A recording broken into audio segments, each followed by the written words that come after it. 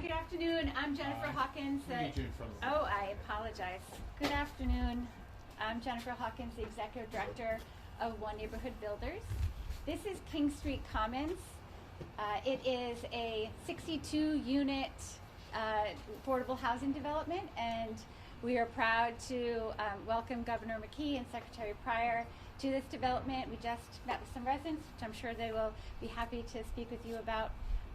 So I just wanted to welcome you and turn it over to these fine fellows. Thank you. Thanks, Jen. You're welcome. Thanks, Jen. Thanks for the tour. We were here for the ribbon cutting back in, I think, the summer of 21, right? Ribbon correct. cutting here. So it's great to hear that the facility is really looking really good. And visiting, I just visited a couple who has a couple kids there in their home. Beautiful setting, and we want to do more of that. So we're here today to not only recognize the work that's being done here, but also to recognize the work that is going to be done in the state of Rhode Island over the next several years. And happy that Stephen Pryor is the second day as the incoming Secretary of Housing, along with Hannah. I don't know if Hannah's here or not today. Hannah's around here somewhere, but we're looking forward to continuing the work that has been in place, both from all types of housing in the state of Rhode Island, working with our municipal leaders. I just had a meeting with them in my office, plus 6 or 7 of them, and we're bringing them in 6 or 7 at a time. And housing is at the top of their list. And as I said at my State of the State, I don't believe there's a community in the state of Rhode Island that does not want to do its part in terms of expanding the housing opportunities in our state. And with that, I'll hand it over to Stephen so he can say a couple words, and he's going to be open to a couple questions as well. Thank you, Governor. Thank you, Stephen. Governor, thank you for this opportunity. Really appreciate it. Jen, thank you for the magnificent work that you continue to do through One Neighborhood Builders right here and elsewhere, and more in store. So, Jen, we're very grateful. And it's crucial that we support our developers, especially those that are so committed to the community as they advance their work. That's how it gets done. So thank you. Governor, this is a moment of opportunity. There are enormous challenges in front of us, but it's so clear that Rhode Island is united with the conviction that we do more to produce housing at every income level, and that in doing so, we protect the vulnerable, including individuals and families who are experiencing homelessness. And that's what we're going to do. We're going to do more on all of those fronts.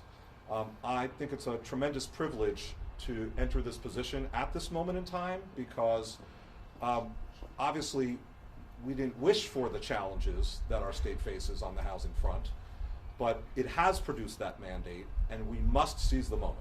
So that is in fact what we're going to do. I'm pleased that there is the beginnings of a housing department.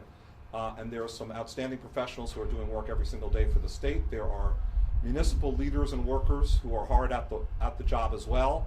There are developers, there are advocates, and there are providers who are getting the job done best they can with what in the past has been an under-resourced scenario,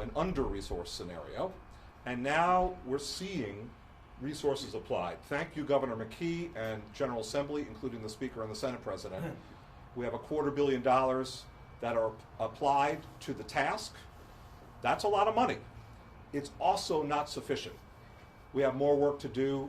We have proposed and enacted into law the first in memory recurring funding stream for housing, but it'll only accumulate a handful of $1 million a year. We've passed new bond issuances. All of these things are outstanding accomplishments, and in some cases represent record levels of investment, but they're still not enough. So we have work to do. That work breaks down into 3 big categories. Category 1 is housing production. We need to get out of the scenario where Rhode Island is bottom of the list or close to it for the rate of housing production compared to other states. We can do better. We also need to, in that first category, we need to focus on affordability, including the most vulnerable residents of our state who struggle the most. Second category of 3, homelessness. We need to increase the intensity of our focus on helping individuals and families who are experiencing homelessness. there has been a significant increase in shelter availability, in warming centers, and we've begun the process of building permanent supportive housing for the homeless community, among other vulnerable communities. We must do more. As the governor himself has said, it's predictable that winter will come next year. So the governor and I are committed to ensuring that we are ever better prepared, and the planning begins now for next winter. Third of three categories, the housing organization that will help to drive this work. We need to continue the reorg process that Governor McKee has already started. We are very blessed that the governor has included more than 20 new positions in his budget for the housing department. We need to build the department in earnest. We need to unify the varying divisions of the state that work on housing. We need to create a coherent system that helps with the aforementioned activities. And if we get all of that going, it'll be a very good start, and we'll still have work to do. So we're so pleased to be at the task. We know that Rhode Island can lead the way. We led the way in terms of economic recovery coming out of COVID under this governor, with this General Assembly. Right here in Rhode Island, we led the way for the Northeast, and indeed one of the leaders for the country. We've led the way on public health measures throughout the pandemic and under Governor McKee. We know we can lead the way on housing. Now we start in earnest. Questions? Okay, we're gonna start with Dan first. Secretary, so when it comes to the homeless population here in Rhode Island, there's been much to do with that. But the middle class, when it comes to people who can't afford the rental hikes, people who are looking for just those 1 or 2 bedroom apartments, you have multiple years of experience. Coming in just your second day, what is your priority in addressing that? Housing production. What's essential is that we find the ways, working in concert with cities and towns, to produce more housing. I would argue that in the modern history of Rhode Island, there has not been a governor with a better relationship with our municipalities. Governor McKee was a mayor. He has authentic relationships with mayors and town managers across the state. Suburban, rural, urban communities, all of the above. We can make progress based on honoring those relationships, identifying the priorities for cities and towns, and providing new tools and mutual commitments and mutual accountability to get the work done. Our housing market is overheated. We're, in a sense, a victim of our own economic success.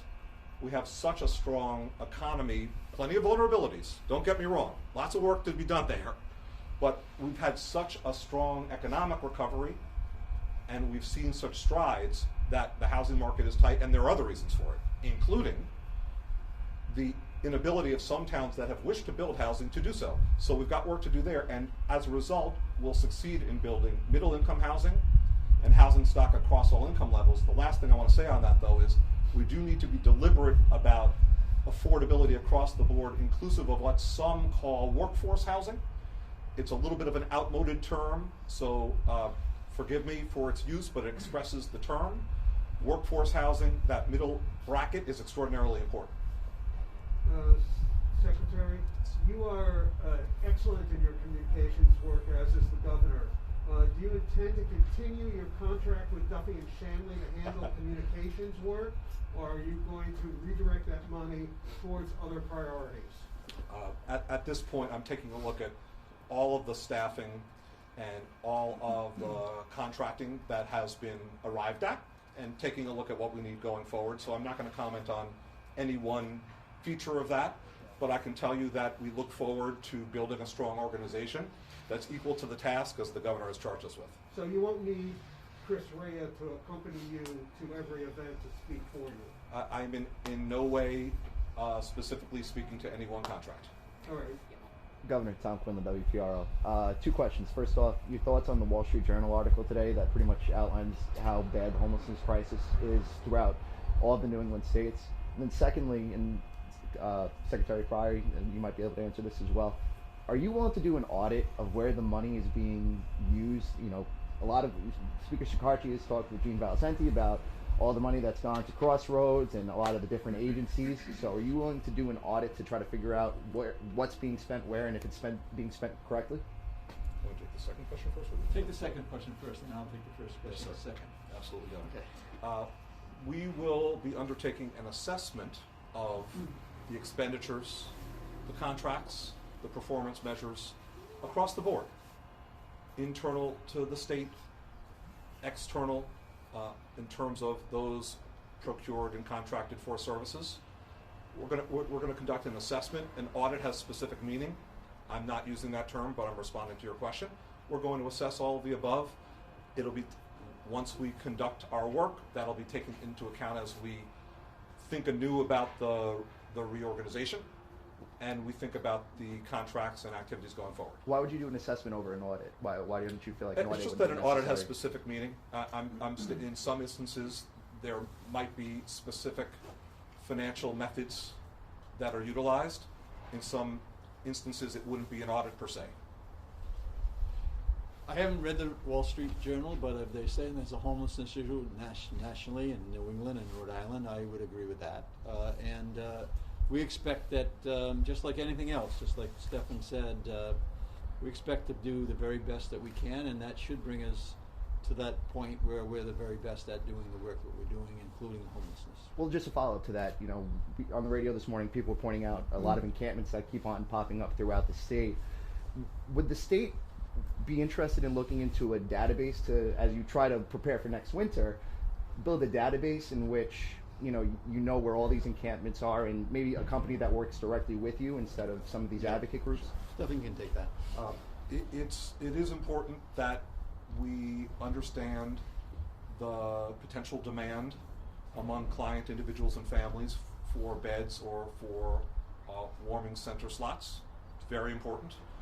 We're going to take a look at the system as it stands. We're going to look at the federal laws and rules on how such work is conducted.